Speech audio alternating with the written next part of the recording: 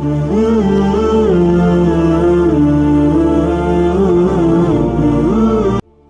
اللہ صلی اللہ علیہ وسلم جب مدینہ تشریف لائے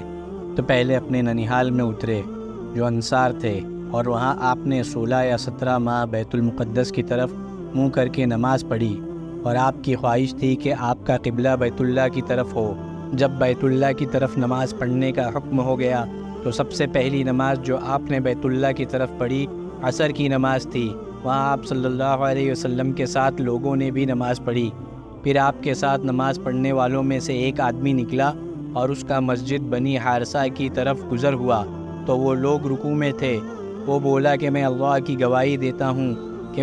میں نے رسول اللہ صلی اللہ علیہ وسلم کے ساتھ مکہ کی طرف منہ کر کے نماز پڑھی ہے۔ یہ سن کر وہ لوگ اسی حالت میں بیت اللہ کی طرف گھوم گئے، اور جب رسول اللہ صلی اللہ علیہ وسلم بیت المقدس کی طرف منہ کر کے نماز پڑھا کرتے تھے،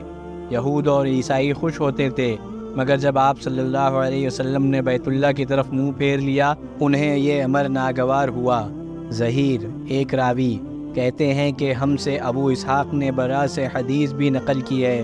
کہ جب قبلے کی تبدیلی سے پہلے کچھ مسلمان انتقال کر چکے تھے تو ہمیں یہ معلوم نہ ہو سکا کہ ان کی نمازوں کے بارے میں کیا کہیں، تب اللہ نے یہ آیت نازل کی، وَمَا كَانَ اللَّهُ لِيُضِيعَ إِيمَانَكُمْ